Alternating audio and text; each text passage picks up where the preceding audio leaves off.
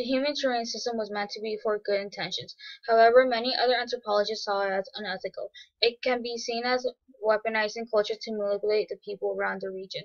The war in Iraq and Afghanistan is a war of culture class, and to have a better understanding of each other, the U.S. military formed a human terrain system that enlists anthropologists to help build the bridge that connects them. The use of anthropologists in military action has promoted an intense debate concerning the ethics and academics of working alongside and providing assistance to government and their military. Lucas defined military anthropology as embedding anthropology with military troop in combat zone where they assist military employees on site with advice and consultation regarding strategic features of the local and regional culture. The human terrain system has been the main controversial focus of the 21st century. The controversy of anthropologists working for the military goes back during World War I, when Franz was one of the founders of the American Anthropology and the first president of the American Anthropological Association, criticized scholars who served as spies during the time. In The Nation, Bowles wrote that anthropologists need to preserve a distinction between spies and scholars, who must be dedicated to the service of truth. The article didn't please other members of the association, and as a result they voted to condemn him. Until 2002 they withdrew his censor. At the time there was no code of ethics that anthropologists lived by. There wasn't anything to hold them back from taking any job, including spying. Furthermore, the same anthropologists spied in World War I also did the same for World War II. They avoided facing the ethical question that was raised until the Vietnam War. David Price had remarked that if World War I was a chemics war and World War II the physics war, then the current wars, which rely on cultural knowledge that are needed for counterinsurgency by military tacticians, are known as anthropologists for. He's referring that the government has been using the knowledge of professional scholars and turning it to weapons which can hurt people in this time of war.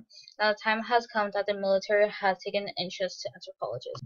Project Camelot was the first incident to cause an uproar, which anthropologists and other social sciences are still ashamed of. During the time, people like to call it the Manhattan Project of Social Science. In 1964, Special Operation Research Office designed Project Camelot with the purpose to mobilize leading social scientists to understand the source of revolutionary movement and insurgency in Latin America and to develop strategies. Chile was going to be the first case study for Project Camelot, but accidentally word got out by a Chilean anthropologist attempting to recruit other colleagues. When the public found out, they protest against it. Thus, in 1964, before Camelot had even moved beyond the planning stage, they were forced to shut down. In the aftermath, many American social scientists who worked in Latin America found their research damaged from Camelot implosion. What more, Latin American academics felt betrayed by their American colleague, with the image that one couldn't be trusted. In the Vietnam War, anthropologists worked on projects with strategic military application, and a group of prominent anthropologists secretly obtained a grant from the Department of Defense to do research in Southeast Asia to provide data useful for the planning of counterinsurgency military operations. One particular anthropologist, Gerard Hickey, who had done research on the southern Vietnamese lowland, was recruited by Iran in 1961. The study followed the newly established strategic Hamlet program that sought to combine governmental authority in pacified area through defense system and administration reorganization at the village level. The focus of the study was to find how highland tribes could be encouraged to support the South Vietnamese government. In the United States, the controversy generated by anthropological contribution to operations during the late Vietnam War led the American Anthropological Association in 1971 to adopt its first code of ethics. It addressed that anthropologists should not conduct secretive research and that their loyalty rests primarily with their subjects. After the attack of 9/11, the American military were confronted by a new enemy with an unfamiliar culture, whereas their advanced military technology had proven to be inadequate, particularly the same situation in the Vietnam War. In brief, the U.S. military had training to counter a Soviet threat, yet were not designed where civilians mingle freely with the combat in complex urban terrain.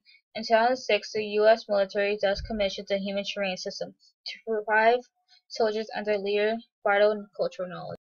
The objective of the program is to use anthropologists to help reduce unnecessary violent contact with the population they encounter by interacting with civilians of the community. they can create relationships to minimize misunderstanding, which can lead to unnecessary violent interaction. The project was also used for propaganda to ensure the American people that they were using a more humane. Anthropologists' criticism of the program are concerned that the reports of social sciences can be used by military and intelligence agencies in ways that can make study populations vulnerable. Safeguards protecting gathered data for use by military or intelligence agencies are absent, which clarify the program's lack of ethical precautions to protect study populations. Moreover, anthropologists participating in the human terrain system can harm their credibility and trust to the civilians of the culture. The citizen will believe that the anthropologists are working as spies or selling them out to the enemy. If anthropologists on the human terrain system interview Afghans or Iraqis about the intimate details of their life, what is to prevent combat team from using the same data to one day neutralize suspect insurgent? What would imply the transfer of data collected by social sciences by commanders planning offensive military campaign? Involvement in the human terrain system potentially implicate participating colleagues in a variety of illegal and immoral activities, such as interrogation and torture, in which anthropologists are alleged to have assisted both at Guantanamo Bay and Abu Ghraib prison. Social scientists are employed in Iraq and Afghanistan don't have military training, plus the soldiers have to protect them, which put them in harm. To date, 3 embedded social scientists assigned to human terrain teams have been killed. The human terrain system is both reckless and dangerous. In response to the human terrain system, the American Anthropological Association stated that the program created conditions which are likely to place anthropologists in positions in which their work would be in violation of the Code of Ethics. Thus, it was recognized that the human terrain system was inconsistent with anthropologists' code of ethics and couldn't be considered a legitimate professional exercise of anthropology. It's important to note that, like medical doctors, anthropologists are ethically bound to do no harm. In response, the human terrain system had a hard time finding actual anthropologists to hire.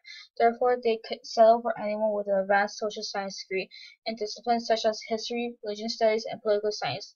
Most of the social sciences that they did hire had no practical knowledge of Iraqi or Afghan culture. In 2008, the Department of Defense sponsored a university-based social science research program known as the Minerva Research Initiative that focused to improve the Department of Defense's basic understanding of the social, cultural, behavioral, and political forces that shape regions of the world of strategic importance to the U.S. Minerva seeks to increase military understanding of other cultures, yet what the program doesn't act upon, as noted by David Price, is why the U.S. shouldn't invade and occupy other countries. Rather, its programs are more concerned with the nuts and bolts of counterinsurgency. After running many years, the human terrain system was finally put to rest in 2015, though the debate of military anthropology will still continue. No one can say that this will be the last time the government and their military will use anthropologists for their own need, with its program as Minerva still existing. If the time comes when anthropologists are needed in the military, then they have to adopt their code of ethics to coexist with each other. Moreover, anthropologists and not the military should take charge on what to do with the research and how to use it. However, the chances that anthropologists will work with the U.S. military are low.